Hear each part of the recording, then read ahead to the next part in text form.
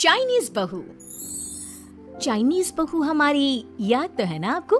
भूले तो नहीं ना? हाँ भाई, थोड़ी देर में ही सही, लेकिन चाइनीज बहू की कहानी आ ही गई। क्या हो रहा है ये देश में? चाइना ने तो आतंकी मचा रखा है। अरे क्या हो गया, क्यों चाइना को कोसता रहता है? भूल मत, तेरी ससुराल चाइना की ही है। हाँ माँ, पर ये देखना, लड़ाई झगड़े, ये बीमारी, ऊपर से ये देश कितना चालाक है, अंदर न जाने क्या क्या करता रहता है। तभी अंदर से बहू की चिल्लाने की आवाज आती है।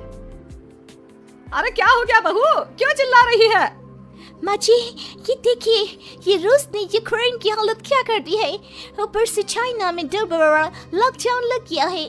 माँ जी, अब क्या किया जाए? अरे तो तुम लोगों को क्या परेशानी हो रही है, मैं तो यही नहीं समझ पा रही हूँ। वो क्या है ना माँ, हम लोग चाइना जाने की सोच रहे थे, सांगसू के भाई की शादी है। तो क्या?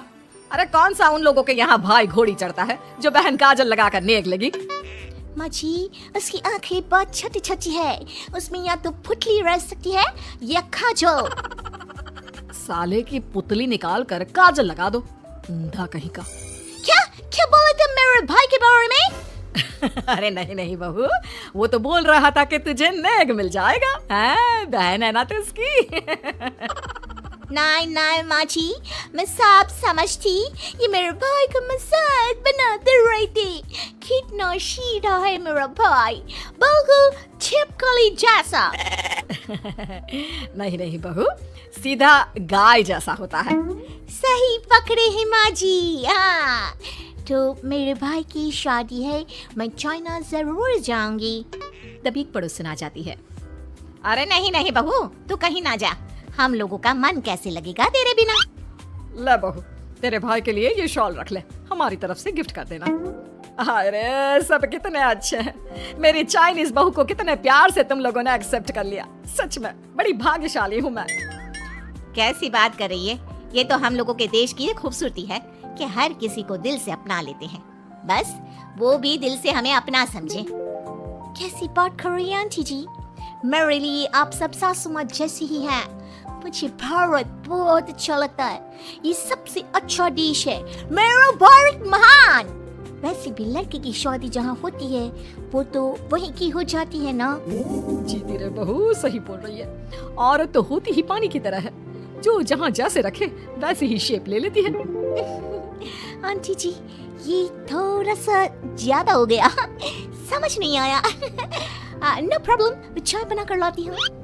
फिर क्या, वो दिन भी आ जाता है जब बेटे बहू को चाइना जाना पड़ता है। वहाँ जाकर बहू का भाई कहता है, मेरे बहन आ गए, मेरे बहन आ गए।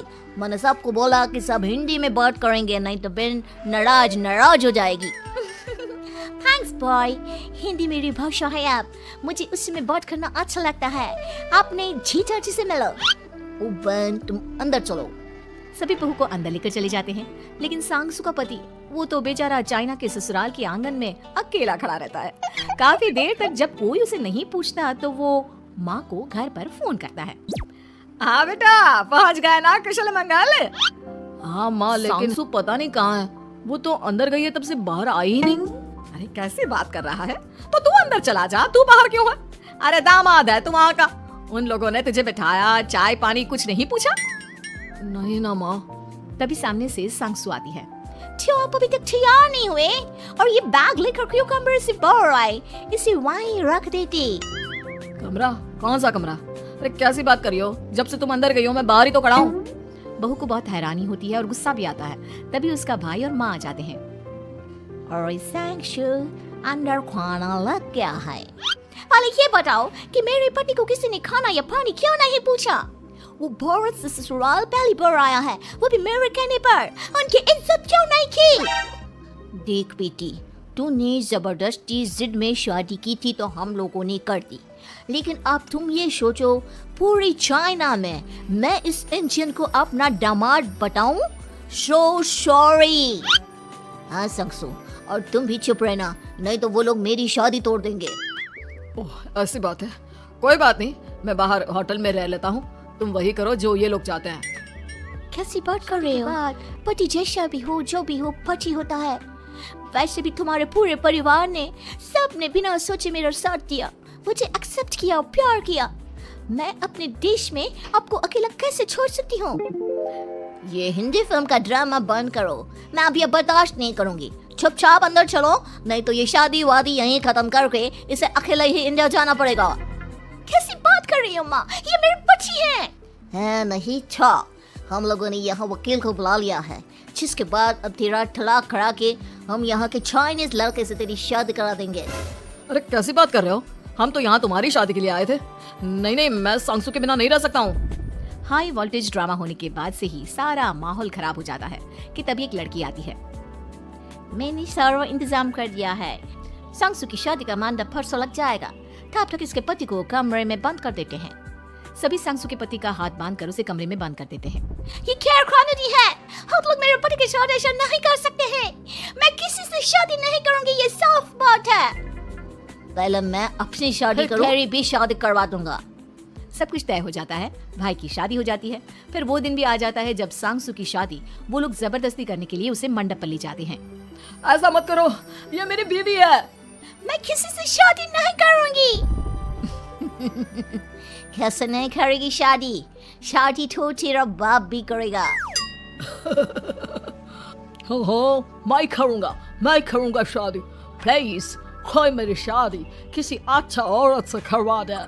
चाप, बिल्कुल चाप। फिर माँ सांगसू और उसके पति से कहती है, तुम लोगों का बच्चा मेरी कैद में है। अगर तुम लोगों ने कोई भी होशियारी की तो मैं इस बच्चे को मार दूंगी। दोनों माँ का रूप देखकर हैरान हो जाते हैं। बच्चे की खातिर दोनों शांत हो जाते हैं और शादी की रस्में शुरू हो जाती है कि तभी सांगसू की सास पुलिस के साथ आ जाती है।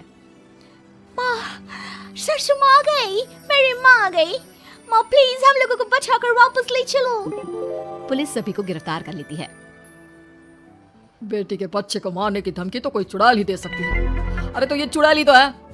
ये सही बोल रहे हैं, ये औरत किसी चुड़ैल से कम नहीं है। तभी उन लोगों का बच्चा भी आकर सांगसू के गले लग जाता है।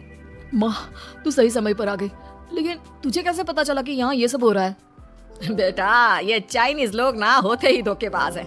इन लोगों पर मुझे भरोसा नहीं था, इसलिए मैंने तेरे फोन को हमेशा के लिए मेरे फोन से अटैच कर दिया था, जिससे तेरे आसपास होने वाली सारी बात मैं सुनती रहूं। उस दिन भी मेरी तेरी बात हो रही थी तो तेरा फोन ऑन था, मैं सब समझ गई थी। मुझे माफ कर दो। नहीं, बिल्कुल नहीं। चलिए माँ जी, इंडिया वापस चलते हैं। आज के बाद मैं यहाँ कभी नहीं आऊंगी।